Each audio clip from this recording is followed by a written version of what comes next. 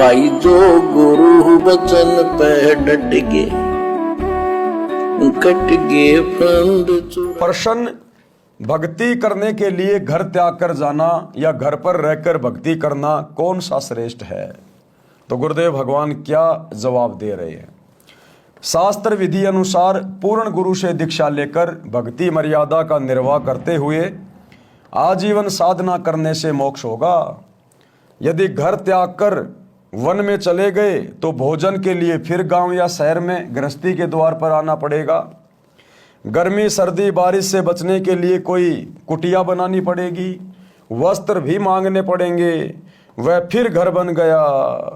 परमात्मा कहते हैं ये तो हमारे ज्ञानहीन धर्म गुरुओं के द्वारा समाज में फैलाई गई अज्ञानता है कि भक्ति तो घर छोड़कर बाल बच्चों को छोड़कर कहीं एकांत में जाकर करने से सफल होती है। भक्ति तो उसी की सफल होती है जो ब्रह्मचारी होते हैं, जो बचपन से ही कंवारे होते हैं। तो ये तो केवल एक मिथ्या धारणा है। परमात्मा कहते हैं मान लो तुमने भक्ति के लिए घर छोड़ दिया, परिवार छोड़ दिया, बाल बच्चे छोड़ दिए और तुम जंगल में चले गए, कहीं गुफाओं में चले गए।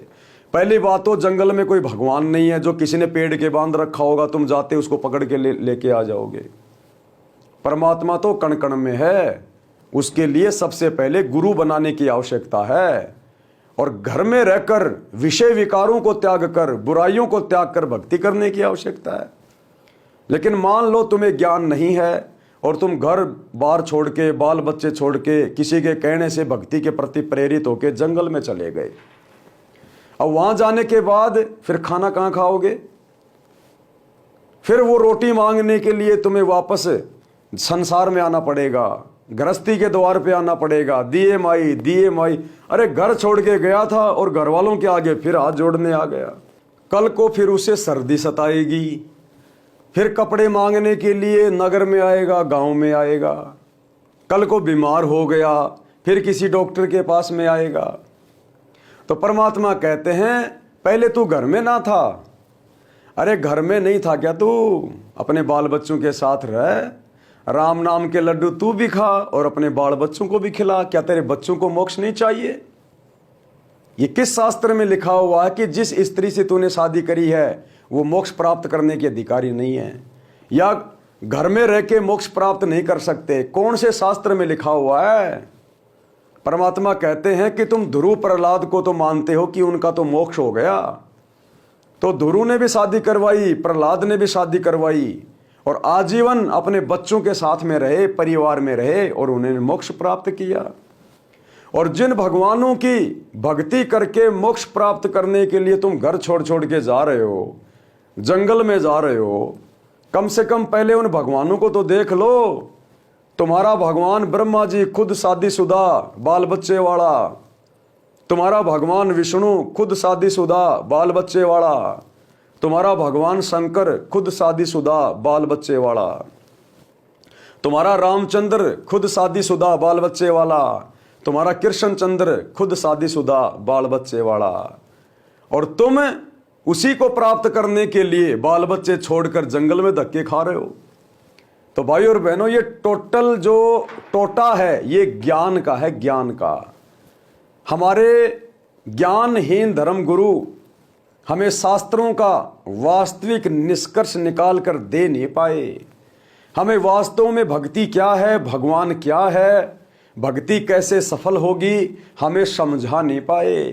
परमात्मा कहते हैं चलो तुमने एक औरत को तो त्याग दिया ये सोचकर कि ये मेरी भक्ति में बाधक है, लेकिन वो 5 औरतें जो सदा तेरे साथ रहती हैं, जब तक उन 5 औरतों को नहीं त्यागेगा तब तक भक्ति नहीं बनेगी। परमात्मा कहते हैं एक नारी त्याग देनी 5 नारी साथ बे। 5 नारियां कौन सी? काम, क्रोध, लोभ, मोह, अहंकार। ये है सबसे खतरनाक नारी, स्त्री। वो घरवाली खतरनाक नहीं है। अरे घरवाली तो तेरे लिए बहुत मददगार है, तेरी भक्ति में बहुत ज्यादा सहयोगी है, तेरे कपड़े धोएगी, तेरे लिए खाना बनाएगी, वो तो तेरे लिए बहुत मददगार है। उस घरवाली के साथ में घर में रह के भक्ति कर, उसको भी ज्ञान समझा, उसको भी भक्ति पे लगा और दोनों ही विषय विकारों से दूर हो जाओ और बैठ के परमात्मा की भक्ति करो। कोई दिक्कत ही नहीं है, घर छोड़ने की जरूरत ही नहीं है। लेकिन भाई और बहनों, ये इतनी बातें, इतना ज्ञान आज से पहले इस पृथ्वी पर देने वाला कोई धर्म गुरु नहीं था, कोई मार्गदर्शक नहीं था। जिसने भी हमें भक्ति का पाठ पढ़ाया उल्टा ही पढ़ाया। अब सतगुरु रामपाल जी परमेश्वर जी ने आकर ये सत ज्ञान दिया, ऐसे ऐसे उदाहरण देकर हमारी आत्मा में जचा दिया कि वास्तव में हम तो भटके हुए प्राणी थे, भटके हुए प्राणी। अरे भक्ति करने के लिए कहीं जाने की, धक्के खाने की, भटकने की जरूरत नहीं है। घर में रह के भक्ति करो, बाल बच्चों के साथ में रह के भक्ति करो, अपनी जिम्मेदारी भी निभाओ, अपना कर्म भी करो, बस बुराइयों से दूर हो जाओ। फिर परमात्मा क्यों नहीं मिलेगा? जितने भी महापुरुष हैं उन सब ने शादीशुदा रहकर अपने बाल बच्चों का पालन पोषण करके ही परमात्मा पाया है। ध्रुव और प्रहलाद का उदाहरण आप जियों को दे दिया गया है। इसलिए घर पर रहो, सत्य साधना करो, मोक्ष निश्चित है। विवाह हो या ना हो, दोनों ही भक्ति करके मोक्ष प्राप्त कर सकते हैं। जिनका विवाह हो गया उनको बुराइयां त्यागनी पड़ेंगी, विषय विकारों से दूरी बनानी पड़ेगी, नेक नीति ईमानदारी से अपना जीवन यापन करना पड़ेगा और भगवान की भक्ति करनी पड़ेगी। और जिसने शादी विवाह नहीं किया तो कोई दिक्कत नहीं है, वो भी अपनी भक्ति करो। भक्ति से मोक्ष होगा, मर्यादा में रहने से मोक्ष होगा। शादी करो या ना करो इस बात से कोई लेना देना नहीं है, बस आपको बुराइयों से बचना पड़ेगा, विषय विकारों से दूरी बनानी पड़ेगी। क्योंकि परमात्मा कहते हैं कामी क्रोधी लालची इनसे भक्ति ना होए, और भक्ति करे कोई शूरमा जात वर्ण कुल खोए। दोनों ही भक्ति करके मोक्ष प्राप्त कर सकते हैं। कई व्यक्ति कहते हैं कि भक्ति ब्रह्मचारी जीवन में ही हो सकती है। इसका भी उत्तर है कि सत्य साधना शास्त्र अनुसार करके दोनों मोक्ष प्राप्त कर सकते हैं। कैसे? उदाहरण दिया है गुरुदेव भगवान ने। हम मानते हैं कि भगत ध्रुव जी तथा भगत प्रहलाद जी ने मोक्ष प्राप्त किया है। इन दोनों ने विवाह कराया था, बच्चे भी थे। प्रहलाद जी का पुत्र बैलोचन था, पोता राजा बलि था जिसने 100 यज्ञ की थी। भगवान ने 52 रूप धारण करके 3 कदम जमीन दक्षिणा में मांगी थी। जो कहते हैं कि ब्रह्मचारी पुरुष ही मोक्ष के अधिकारी हैं, तो विचार करें कि हिजड़े यानी खुसरे तो सदा ही ब्रह्मचारी हैं, वे तो और अधिक अधिकारी हुए। यदि ब्रह्मचारी रहकर ही मोक्ष प्राप्त किया जा सकता है, यदि किसी का ऐसा मानना है, तो भैया फिर ये जो हिजड़े हैं, जो खुसरे हैं, ये तो जन्म से ही ब्रह्मचारी होते हैं, जन्म से ही। इसका मतलब ये तो सबसे ज्यादा अधिकारी है भक्ति के।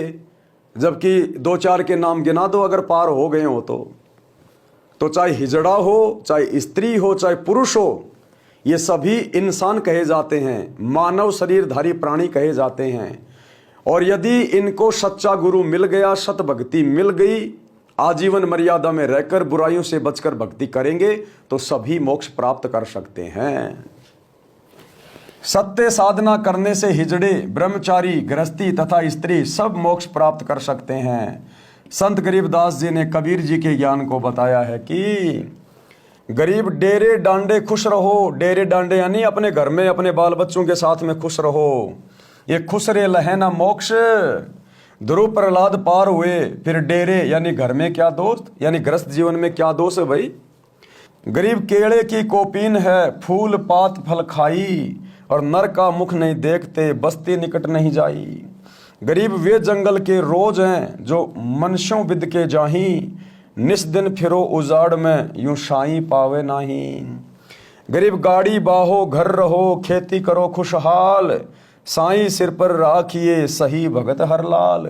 अब इन वाणियों का क्या सरलार्थ किया है गुरुदेव भगवान ने? भावार्थ वाणी संख्या 1 का भाव ऊपर बता दिया है, ध्रुव और प्रहलाद का।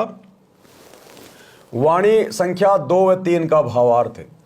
कुछ व्यक्ति बता रहे थे कि हम संतों की खोज में पहाड़ों जंगलों में गए।